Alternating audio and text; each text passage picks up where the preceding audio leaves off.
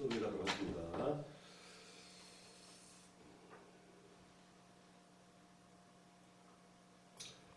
자, 마르가레테 섭정까지 말씀드렸었죠.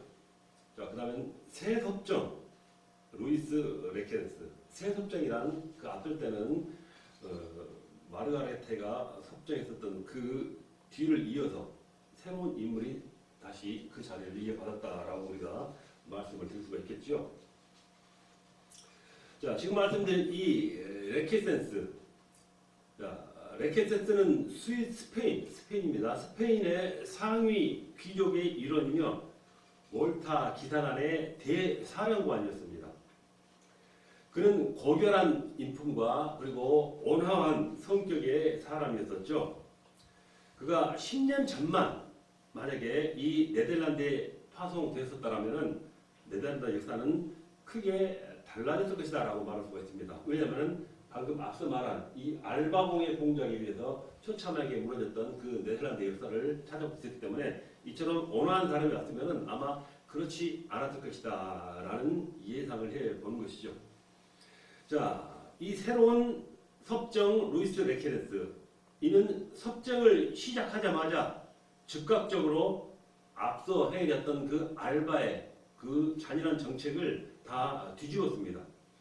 그리고 증오의 대상인 그러한 세금 제도를 철회하고 피해 재판소도 철회를 했습니다. 그리고 전반적으로 많은 죄수들을 사면했지요. 그리고 빌럼공과 이제 협상을 시작했습니다. 이때 빌럼공은 세 가지의 어떤 그 조건을 제시합니다. 양심의 자유, 그리고 하나님의 말씀에 따른 복음 설교의 자유, 그리고 지난날의 모든 현장 복원, 즉 군사적, 시민적 모든 직책에서 스페인 사람들을 제거시킬 것 등이었다라는 것입니다. 그러나 이 협상은 결렬이 되었습니다. 또 전쟁이 계속되어진다는 것이죠.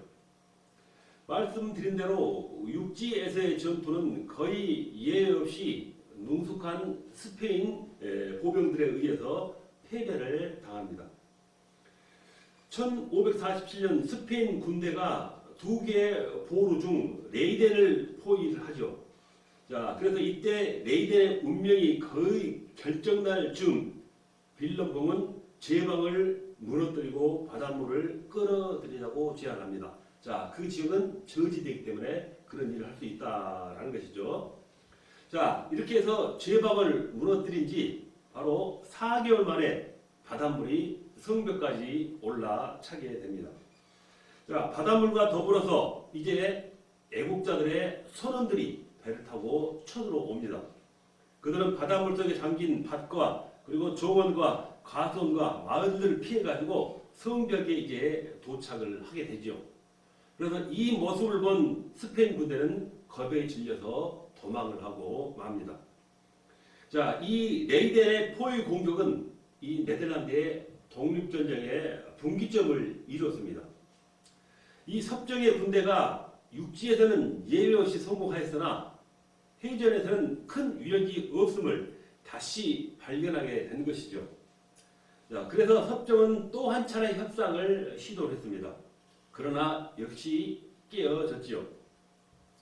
자, 이 레케센스의 국고는 바닥이 났고 섭정이죠. 스페인의 군대들은 항명을 하며 즉 뒤른다는 것입니다. 월급을 요청하게 됩니다. 이때 이 섭정인 새로운 섭정인 레케센스가 갑자기 죽고 맙니다. 자, 그래서 이 레케센스의 죽음은 또한 모든 것을 혼돈으로 몰고 가버리게 되죠. 자, 이때 이제 네덜란드는 17개 지방이 모여가지고 상호 간에 지역적, 문화적, 종교적 차이가 있었다고 그랬었죠. 자, 이 지방이 모여서 상호 간의 신앙적 차이에도 불구하고 하나의 국가로 묶을 수 있는 공동체를 세워 나갑니다. 공동계획을 세워 나가는 것이죠. 그래서 이에 대한 대표자들은 1576년 10월 28일에 겐트에 모여서 겐트의 평화협정을 맺습니다. 자, 여기서 이제 빌럼공을 이 17개 지방의 행정 수반으로 정하고 또 그를 네덜란드의 해군 제독으로 이렇게 선포를 하게 되죠. 자, 이렇게 해서 레켄테스가 갑자기 죽고 나서 이 상황이 또 변한 상황을 말씀하게 됩니다. 자, 갑자기 새 섭정이 죽고 나자 어떤 일을 또 해야 될까요? 그 다음 섭정이 또 그 자리를 이어받게 되죠. 그래서 마지막 섭정 돈 요한이 그 자리를 이어받게 됩니다. 자, 펠리페, 즉 스페인은 펠리페 왕입니다. 이 펠리페는 오스트리아에 있는 돈 요한을 네덜란드에 있는 새로운 섭정으로 선임을 해가지고 11월 초순에 룩셈부르크에 도착하게 합니다. 국회는 그가 켄트의 평화협정을 받아들이고 여러 지방에 전통적으로 이렇게 누려오던 특권을 보존시켜주지 않는다면 그를 섭정으로 인정하지 않겠다라고 이렇게 되어드는 것이죠. 그의 정부가 이제 브뤼셀에 입성한 것은 1577년 5월이었죠. 자, 그는 그래서 섭정으로 군림하려고 했으나 네덜란드의 카톨릭이나 또 기독교가 다 같이 실제적인 지도자라서 네덜란드에 있는 빌럼공을 지지합니다. 새로운 섭정을 이렇게 인정하지 않는다는 게 되겠죠. 자, 그래서 이 펠리페 2세는 스페인은 펠리페 2세는 다방면으로 노력한 끝에 스페인 보병과 이탈리아 군대로 이루어진 2만 명의 군대를 가지고 또 네덜란드에 파병을 시키죠. 이로써 또다시 이제 네덜란드는 전쟁을 계속해야만 했다라는 것입니다. 자, 그런데 이와 같은 와중에 주변 국가들이 개입을 하기 시작합니다. 자, 독일의 용병이 대부대를 이끌고 바로 칼빈주의자들을 지원한다는 명목으로 동쪽에서 침범에 들어옵니다. 자, 네덜란드로 돌아온다는 게 되겠죠. 남쪽에서는 스페인 군대를 증오한다는 로마주의자들이 그들을 혼란하게 만듭니다. 자, 이렇게 되니까 로마 교회주의 남쪽과 개신교주의 북쪽이라는 분리가 시작이 됩니다. 그래서 1581년 펠리페 2세는 반대자 이 빌럼공을 제거하기 위한 최후의 시도를 선포하지요. 자, 이 빌럼은 매국 노임으로 그를 산 채로든지 죽은 채로든지 가져오는 자는 2만 5천 크라운의 보상금과 그리고 즉위를 하사하겠다라고 합니다. 자, 여기에 맞서 빌럼공은 지금까지 스페인 왕에게 보냈던 충성을 엄숙하게 철회하고 새로운 독립공화국을 건설한다고 선언을 합니다. 이 포기 선언법이 선포된 날은 그런 바로 새로운 기독교 국가가 탄생한 날이다라고 우리가 정의를 할 수가 있습니다. 자, 전쟁이 일어난 후의 일이 또한 또 어떤 일이 생겼는가 살펴본다면은, 자, 그 가장 먼저 짚어볼 것은 전쟁 이후로 세 가지 나라로 분할이 된 것을 우리가 알 수 있습니다. 자, 방금 말씀드린 대로 이렇게 해서 북쪽은 자발적인 독립을 선언했습니다. 그러나 독립을 선언했다고 해서 그 모든 자유가 즉각적으로 얻어진 것은 아니죠. 그로부터 30년간이 지나도록 끈질긴 투쟁과 또 고통으로 이렇게 계속하면서 그 상황을 이겨나가야만 했다는 것입니다. 그리고 이 시기에 영웅적인 지도자를 결국 잃게 되고 맙니다. 자, 앞서 말씀드린 이 빌럼 공격에 걸린 그 포상금을 노리는 자들은 3년 동안 계속 그를 괴롭혔습니다. 1582년 3월 18일에는 비스케이 출신의 어떤 한 인물이 빌럼 공에게 권총을 쏴서 그에게 부상을 입혀버리죠. 그리고 이 있고 나서 2년 뒤인 1584년 7월 9일에는 게라드라는 사람에게 치명적인 상처를 입고 운명을 하고 말죠. 자, 이 암살자들의 후견인들은 펠리페 2세로부터 보상금 중 일부를 이제 받아가게 되죠. 그리고 펠리페 2세는 빌럼 공만 제거하면은 이제 반란이 종식될 거라고 착각을 했습니다. 그러나 빌럼 공은 가장 신임할 만한 친구였던 요한 반 올덴바르네트와 그리고 그의 아들인 마우리츠를 자신의 일을 넘겨받아서 일을 계속하도록 하죠. 자, 그 친구인 올덴바르네트는 참을성 있는 외교 수완으로 빌럼공이 남겨둔 모든 미연항의 정치적 과업을 완성시켜 나갑니다. 그리고 그 아버지 사망 시 당시 17살에 불과했던 그의 아들 마우리츠는 몇 해 안에 유럽에서 가장 뛰어난 군사적 지도자가 되지요. 자, 나이 든 사람은 정치가로서의 노련함, 그리고 소년 장군은 전쟁에서 힘을 이렇게 발휘함으로써 스페인 군대를 움직이지 못하게 하는 것입니다. 자, 결국 1607년에 이 펠리페 2세가 죽은 지 거의 10년이 지나서야 스페인과 네덜란드는 이제 무기 사용 중지에 합의를 합니다. 이렇게 해서 12년 동안의 휴전이 이루어지게 되죠. 자, 그 후 이제 스페인은 그들이 이곳 전쟁에서 지불한 노력과 출혈이 너무 심한 것을 깨닫고 휴전에 이제 임하게 됩니다. 아무래도 스페인에서 네덜란드까지 와서 그 전쟁을 치른다는 게 그만큼 과중했다라는 게 되겠죠. 자, 그때 이미 북쪽 지방의 주민들은 절대 다수가 칼빈주의자들로서 변해 갔습니다. 그에 반해 남쪽 지방은 계속 카톨릭이 잔존해 있었죠. 결국 이곳 저지대 지방들은 종교적, 문화적, 경제적 차이 때문에 결국 지금 말씀드린 세 개의 국가로 나뉘게 됩니다. 자, 이 세 나라는 기독교 국가인 네덜란드와 두 개의 카톨릭 국가인 벨기에와 룩셈부르크가 되죠. 자, 이렇게 전쟁 후에 세 가지 국가로 분할되는 모습을 우리가 살펴보고 있는 것입니다. 자, 그 다음은 장로회주의의 선택이죠. 자, 네덜란드가 신앙의 자유를 얻었을 때 왜 칼빈주의를 선호하게 되었는가? 자, 아까 말씀드린 그 위대한 지도자 빌럼 봉의 영향일까? 그렇지는 않은 것 같죠. 자, 빌럼 봉의 가족은 루터파였습니다. 그런데 빌럼 봉은 로마 카톨릭의 신앙으로 성장한 인물이죠. 자, 그는 생애 마지막 무렵에 칼빈의 가르침을 마음속으로 수용했습니다. 그리고 1573년 한참 지난 후에야 자신이 칼빈주의자라고 선언을 했습니다. 그렇기 때문에 이 빌럼봉이 네덜란드에 미친 종교적 영향력은 그리 크지 않다고 할 수 있다라는 것이죠. 자, 그렇다면은 네덜란드의 독립전쟁 때 이 칼빈주의자들이 더 많은 희생과 공헌을 했기 때문일까? 라고 우리가 생각해 볼 수가 있습니다.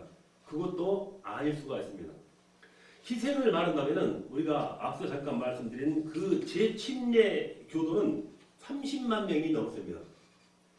그리고 기독교는 루터파, 칼빈파를 다 합쳐도 1000명 정도가 희생될 뿐이었다는 것입니다. 자, 그렇다면 무엇이 이 네덜란드 일에게 개혁파 중 칼빈주의를 선택하게 만들었을까? 거기에는 두 가지 원인이 있을 수 있다라고 생각해 봅니다. 첫째로는 자, 네덜란드는 국민들의 감정적 문제가 크게 작용했으라고 봅니다. 네덜란드는 카톨릭을 결코 용납할 수가 없었습니다. 스페인에 대한 증오가 너무 컸기 때문에 이제 함께 카톨릭까지 증오를 하게 되는 거죠. 그리고 사실 루터교는 네덜란드가 가장 영향을 일찍 받아온 개혁주의였습니다. 그렇지만 루터교라는 독일의 종교를 수행할 경우에는 바로 독일의 영향권을 벗어나지 못하리라, 즉 어려우리라 판단했을 것이다 라는 것이죠. 그래서 독일을 경계하는 뜻으로 독일과 관계가 먼 칼빈주의를 선택했을 것이다 라고 생각해보는 것이죠. 이것은 어떻게 보면 민족주의의 발로가 됐다라고 생각하게 됩니다. 자, 두 번째로는 개혁파가 가지고 있는 신학이 크게 작용했을 것이다 라고 봅니다. 자, 그들이 왜 칼빈주의를 선택했는가 하는 내용이죠. 지금 우리가 말씀드린 게 그것은 개혁파가 갖고 있는 신학이 크게 작용했을 것이다 라는 것입니다.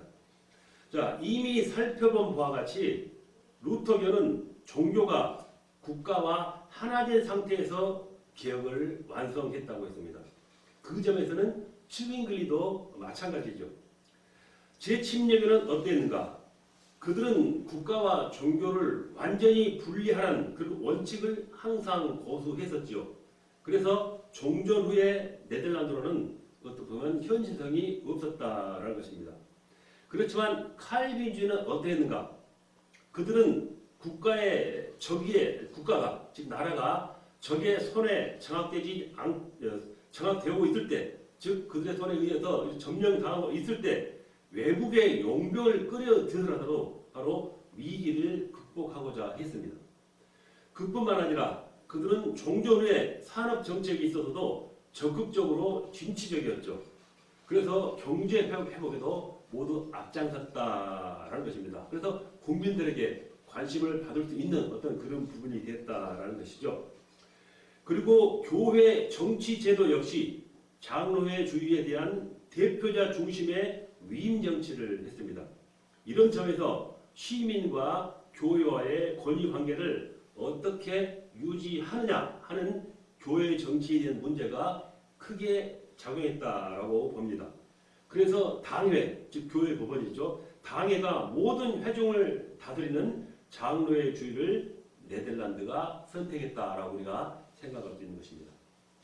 자, 그리고 이와 같은 결실을 맺기까지는 오래전부터 이 같은 분야에 기여한 공로자들이 또한 크게 작용을 했겠죠. 그것은 1561년도에 귀도드의 브레스가 강력한 칼빈주의에 입각한 벨기에 신앙 고백을 작성했습니다. 이것이 다시 칼빈주의자들의 손에 거쳐서 1571년 엠더에서 채택이 됩니다. 그것은 도르트 레르트 혹은 도르트에 모인 대회에서 공식적으로 그 내용이 받아들여지게 된다라는 것입니다. 자, 이와 같은 배경 때문에 네덜란드는 칼빈주의를 선택했을 것이다라고 우리가 생각해 볼 수가 있겠죠. 세 번째로는 교육기관의 설립입니다. 자, 말씀드린 대로 이 네덜란드가 스페인과 오랫동안 싸우는 동안에 전 국민에게 용기와 힘을 북돋준 것은 바로 교회였습니다. 그리고 국가가 어려울 때 조국에 대한 헌신적인 어떤 그런 희생자들이 고등교육을 받은 지성인들임을 체험하고는 종전 후에 전쟁이 끝나고 나서는 많은 대학들이 생겨납니다. 도시의 감격스러운 구원을 감사하고 기념하는 뜻으로 라이덴 대학이 1575년에 설립되고 10년 후에는 1585년에는 프라네게르 대학이 설립됩니다. 그리고 그로닝겐 대학은 1612년에, 위트레흐트 대학은 1636년에, 하르데르 웨이크 대학은 1648년에 이렇게 설립이 되죠. 그만큼 지성인들이 국가 회복에 어떤 그런 많은 지대한 영향을 끼쳤다라는 의미에서 많은 대학이 설립되었다라는 내용을 말씀드린 것입니다. 자, 다음은 네 번째 분야로 제가 가보겠습니다. 칼빈주의 형성을 한번 대해서 알아보겠습니다. 작은 사람 줄게요. 이건 칼빈주의로.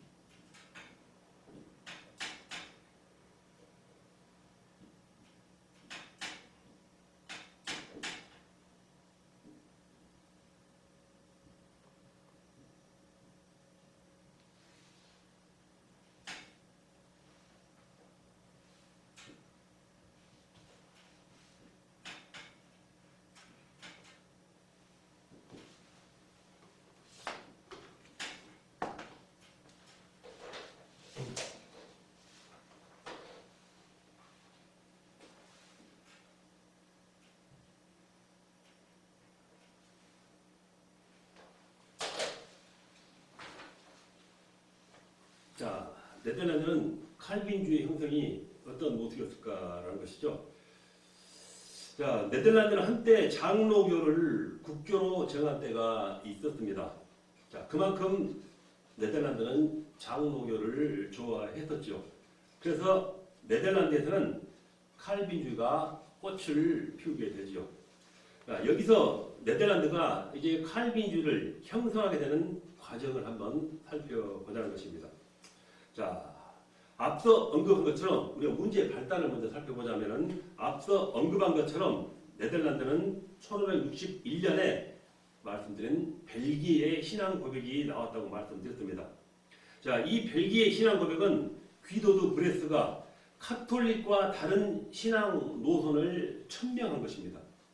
그 다음 1571년 엠더 대회와 말씀드린 1572년 도르트 대회 그 총회에서 이제 그것이 공식적으로 받아들여지게 됩니다.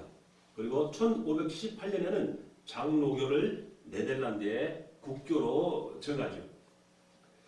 자, 그런데 나라가 비상한 관심을 가지고 개혁교의 정신을 수용하려는 것과는 달리 네덜란드 신학자들 사이에서는 지금 분쟁이 심화되고 있는 모습이 보인다는 것입니다. 문제의 시작은 바로 야코부스 알미니우스에게서 시작이 됩니다. 그의 본명은 야곱 헤르마스인데 라틴 이름이 바로 알미니우스로 개명됐다라는 것이죠. 자, 이 알미니우스는 네덜란드 남부에 있는 아우데바터르에서 출생을 합니다. 자, 스페인 군인들에 의해서 가족을 잃은 그는 라이덴 대학에서 1575년 그리고 82년 사이에 인문주의적 신학 수업을 받습니다. 자, 제네바 대학에서 이제 칼빈의 후계자 데오돌의 베자에게서도 배우게 되죠. 그리고 바젤 대학에서 수학을 합니다. 자, 그래서 1588년에는 이제 목사 안수를 받고 이제 암스테르담에서 목회하던 중 예정론에 대해서 베자, 즉 카빈 후계자입니다. 자, 베자와 다른 견해를 갖게 된 것입니다. 그리고 1588년에 암스테르담의 교회에서 설교를 통해 가지고 이제 그의 능력을 인정받습니다. 자, 이와 같은 그의 명성 때문에 그에게 성경과 신학에 대한 자문이 이렇게 많이 들어오게 되는 것입니다. 1603년에 라이덴 대학 교수가 된 그는 동료 교수였던 고마루스와 이제 논쟁을 벌이게 됩니다. 그래서 그 후에 이제 이 알미니우스가 죽은 후에 그의 가르침을 따르는 아들은 또 도르투에서 결국 정제되는 일이 벌어지게 되죠. 자, 아무튼 이 알미니우스에게 제기된 문제는 칼빈의 예정론에 관한 것이었다라는 것입니다. 이 문제를 제기한 사람은 코른헤르트에 있는 그 정부의 관리로 있었죠. 관리로 있다가 할렘에게서 공인 인증을 하고 있는 하나의 인물인 이 코른헤르트. 그는 1583년에 이 하이델베르크 문답 중에서 칼빈의 예정론이 문제가 있다라고 이렇게 말을 합니다. 그래서 그는 이 문제를 테스트라는 그런 제목을 붙여가지고 네덜란드 정부에 바치게 되죠. 그리고 칼빈의 예정론에 관한 자기 입장을 이해시킬 수 없으므로 좀 자기 이해할 수 있도록 회답을 요청한다라는 그런 요청을 하게 됩니다. 자, 그래서 이 네덜란드 정부는 라이덴 대학의 교수와 그 밖에 저명 인사에게 이 문제를 위임하게 됩니다. 자, 그러나 한 10여 명의 교수 및 유명 인사는 의논만 분분했지 명쾌한 결론을 얻지 못합니다. 자, 이 같은 문제를 다시 새로운 젊은 지성인 말씀드린 이 알미니우스에게 해결해달라고 부탁을 합니다. 이때부터 알미니우스는 이제 코른헤르트의 문서를 반박하기 위해서 그의 문서를 연구하기 시작하죠. 성경과 초대 기독교 신학과 당시 개혁가들의 가르침을 비교 연구해 나갑니다. 결국 알미니우스는 상당한 양심의 갈등 끝에 코른헤르트, 즉 그 의견을 올리죠. 그 올린의 주장이 옳다라는 결론에 도달합니다. 알미니우스는 칼빈의 로마서의 해석이 잘못됐다라는 그 확신을 가지게 되죠. 그럼에도 불구하고 알미니우스는 1603년에 모교인 라이덴 대학의 신학 교수가 됩니다. 자, 그 후 이제 이 알미니우스가 칼빈의 예정론과 의견이 다르다는 것 때문에 대학교 사이에도 공개 논쟁이 일어나기 시작한 것입니다. 자, 같은 대학 교수 중에 프랑스와 고마르스는 엄격한 의미에서 칼빈의 예정론을 굳게 신봉하고 있습니다. 그러다 보니 이 알미니우스는 바로 함께 둘이 서로 이 예정론을 가지고 서로 다투게 된 것입니다. 자, 이 두 사람은 누굴까요? 지금 알미니우스하고 고마르스입니다. 이 두 사람은 예정 자체는 다 같이 믿었습니다. 자, 다만 예정의 근거에 관한 의견이 다르다는 것이죠. 알미니우스에 의하면 예정은 하나님께서 누가 장래에 예수 그리스도를 믿을 것인가를 미리 아신 예지에 의해 근거한다로 이어진다라고 말을 했습니다. 자, 여기에 반해 고마르스는 예수님을 믿게 된 자체가 예정에 의한 결과라고 했습니다. 즉 세계의 기초가 놓이기 이전부터 하나님의 주권적 의지로 누가 믿을 것인지 말 것인지를 결정한 주권적 예정이다라고 주장한 것입니다.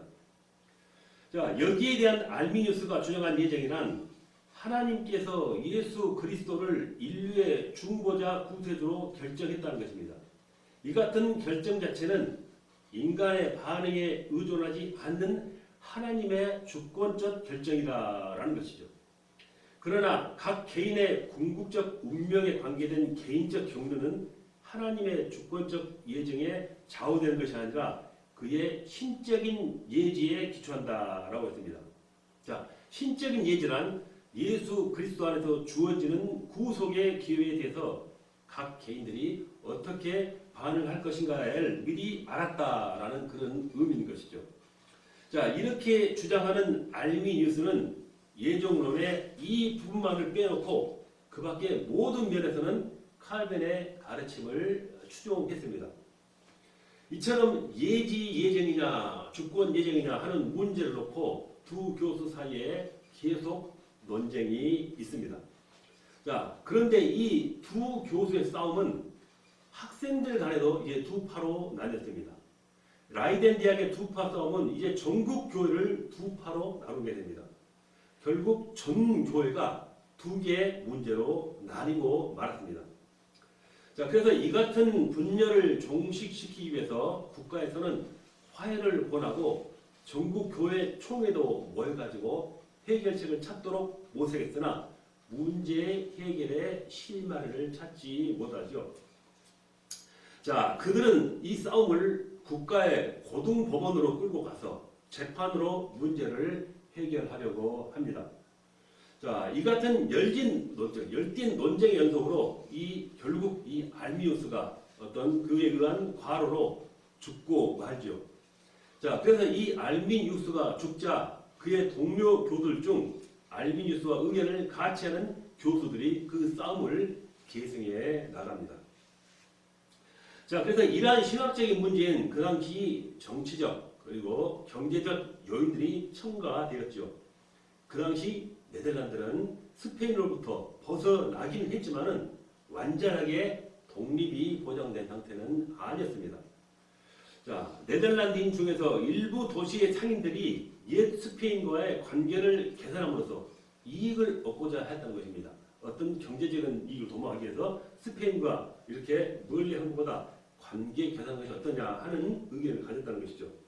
여기에 대해서 성지지자들과 그리고 하급계층은 스페인의 관계 개선을 적극적으로 반대를 합니다. 이 같은 사회 흐름 속에서 상인들은 알미니우스 편을 지지하였고 성직자와 하급계층은 이 고마누스를 소원했습니다. 그 후 1610년에 이 알미니우스파에서 반대 성명을 발표를 하죠. 이들을 흔히 반대자 또는 항해자들, 이렇게 항의자들 이렇게 표현해서 그들을 이렇게 지칭하기도 했었죠. 자, 이렇게 어떤 예정론 가지고 네덜란드의 저 신학적인 문제가 두 파로 나눠졌다 있던 것들을 말씀드리고 있는 것이죠. 자, 그 다음에 이 알미니우스의 항의자들을 항의에 대해서 한번 살펴볼까요? 어떤 후계자들로서 항의를 해 나가는가 하는 것이죠. 알미니우스 죽었기 때문에 그의 뒤를 받들어서 후계자들이 그 항의를 이어 나간다 하고 말씀드렸던 그 이어진 내용이 되겠죠. 자, 알미니우스 후계자로 시몬 에피스코비오와 또 역시 배자는 아까 그 칼빈 제자라고 했죠. 후계자, 제자인 헤이의 유명한 설교자 위텐버게르트가 이제 그 뒤를 서로 경쟁으로 이어나갑니다. 이들은 1610년 1월 14일에 46명으로 구성된 항의자들을 구성했습니다. 이들은 5개의 항에 달하는 수정 요청안을 네덜란드 정부에 제기를 하죠.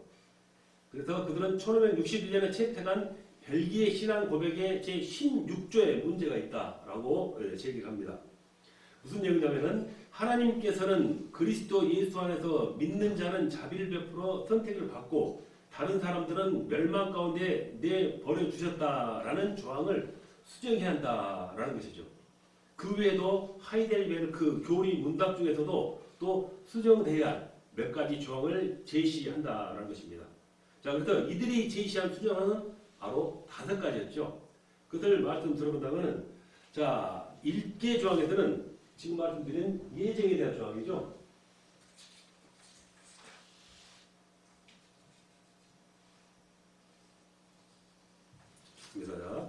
자, 제1조는 예정에 대한 정의인데 예정에 대한 정의가 조금 모호하다라는 것입니다.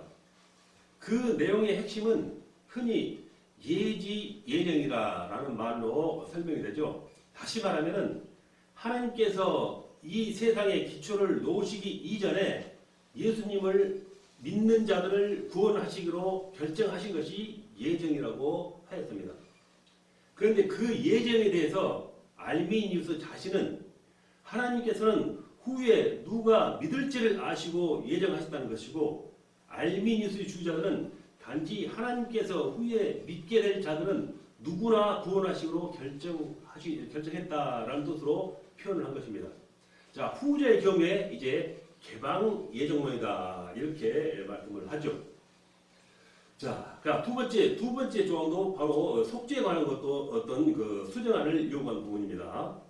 자, 예수 그리스도의 구원은 비록 믿는 자들만이 실제로 예수님의 구속을 고난으로 받지만 그러나 원래 예수님은 전체 인류를 위해서 돌아가셨다라는 것을 이렇게 제기를 합니다. 그리고 제3조항의 인간의 성질에 관해서도 말씀을 드리죠.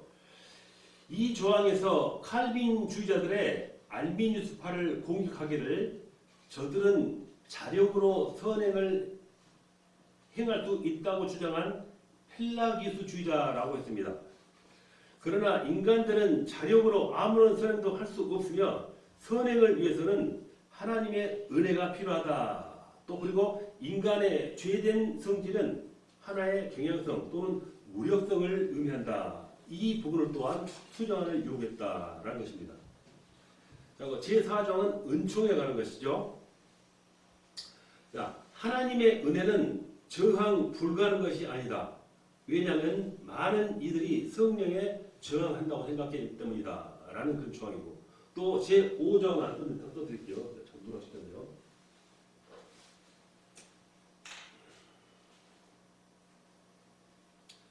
제5조는 성도의 문장이죠.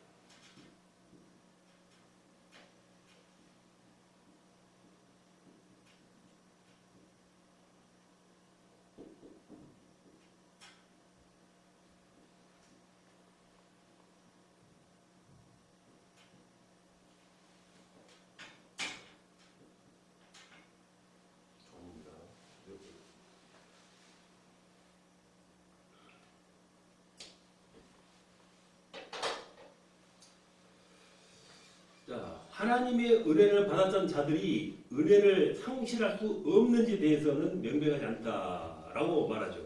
자, 이렇게 말한 5개의 수정안을 제시했다라는 것입니다. 자, 그런데 이와 같은 문제를 지금 제시를 했는데 이 문제를 제시한 초기에는 그리 큰 문제가 되지 않았습니다. 그러나 수년이 지난 후 이제 정치의 개입으로 이게 크게 확대가 되고 말지요. 자, 빌람 오라냐 공의 아들인 나스도 영주 마우리츠가 신앙 논쟁에 이제 개입을 하게 된 것입니다. 그래서 이 마우리츠는 스페인과 접근을 반대한 칼빈파 고마르스 편을 들어줍니다. 그래서 이 마우리츠는 스페인을 상대로 협상을 주도한 요한 발 온덴바르네 벨트를 투옥시켜버립니다. 그리고 국제법의 창시자로 유명한 휴고 그로티우스가 바로 마리우치의 친구인데도 자기와 다르다는 의견으로 그를 체포해버리죠. 이것이 이제 문제를 더 키워버린 것입니다. 안 그래도 지금 서로 예정론 가지고 서로 갈등과 대립된 상태에서 방금 이와 같은 정치적 상황이 문제를 더 확대시켜 버린 것입니다. 자, 이 네덜란드 의회는 알미니안 주의자들과 상인층에 대한 반발을 진정시키기 위해서 알미니안주의에 대한 시비를 가리는 대규모 종교 집회를 이제 소집합니다. 그것이 저 유명한 도르트 총회죠. 도르트 총회. 자, 이 총회에서 소위 말하는 칼빈주의의 5개 강령이 채택이 됩니다. 자, 한편 도르트 총회 후에 네덜란드 의회는 이 신조를 따르지 않는 바로 자는 교회 평화를 어지럽히는 자로 이렇게 결정을 하고 모든 교직을 박탈할 것을 결의하고 또 그들을 외국으로 추방시켜 버리는 과정까지 온다는 것입니다. 자, 그래서 결국 100여 명에 달하는 그런 알미니안 주의자들이 목회자들이 고국에서 쫓겨납니다. 그래도 계속 알미니안주를 고집하던 자는 이제 또한 종신형에 처해버리죠. 또 알미니아파의 예배에 참석했던 자들에게는 막대한 벌금이 부과됩니다. 그리고 또 이 알미니아파의 수령인 에피스코비오와 위덴보르게트는 브라반트에 피신하죠. 즉 도망을 간다는 것입니다. 그리고 1625년에는 모라이츠 공이 죽자 그 뒤를 이어가지고 이제 프레드리크 핸드리크가 그 일을 계승합니다. 자, 이때부터 이제 알미니안에 대한 관용을 펴죠. 그래서 이 알미니아파는 1630년에 이제 암스테르담에다가 회당을 세우고 1634년에는 신학교를 설립해서 이제 SP 코비오가 이제 교장이 되는 어떤 그런 시기가 다가오게 됩니다. 자, 이 네덜란드에 있는 알미니우스파 중에서 대표적인 신학자는 휴고 그로티우스였습니다. 그는 1583년에 출생해가지고 법학 박사로 변호사가 되었고, 자, 그리고 제대는 로테르담 시장이 되었죠. 그 1617년에 마우르츠에서 종신진역을 선고받았다가 탈옥해가지고 이제 파리에서 전시 및 평화시 법규론을 출판합니다. 그리하여 이 크로티우스는 국제법의 시초가 되기도 하죠. 그뿐만 아니라 그가 쓴 그리스도의 속죄 하는 이 속죄론에 크게 기여를 했고, 이 그로티우스의 속죄론은 흔히 정치설이라고 그러죠. 자, 모든 개인이 죄를 지으면은 그의 상환을 벌을 받는다. 그리고 하나님께서도 죄 짓는 인간을 당연히 벌하셔야만 했다. 그렇지만 그리스도를 통해서 죄를 미워하시는 하나님의 마음을 나타내 보여주셨다. 그리스도의 죽음은 정치적 성격을 띠었다. 정치적 성격을 띠었다는 것입니다. 그리고 그리스도의 죽음은 진실한 형벌이 아니고 죄의 결과가 이렇다 하는 것을 본 신뢰다라고 이런 주장을 해 나간 것입니다. 자, 이 그로티우스 주장이 칼빈파의 반대에도 불구하고 대륙으로 퍼져서 마침내 영국으로 또 미국으로 번져 나가기까지 합니다. 그래서 이 사상을 따르는 자들로는 틸로슨, 패트릭, 휘트비, 사무엘 클라크 그리고 조나단 에드워드 등이 있었답니다. 그리고 이제 알미니안주의 가장 중요한 유산은 바로 이 감리교를 통해 가지고 그 유산이 계속 남게 되었죠. 자, 지금 사망으로 한번 제목이 나오지 않습니까? 지우고 이걸 지우고요. 지우고 작은 사망을 이렇게.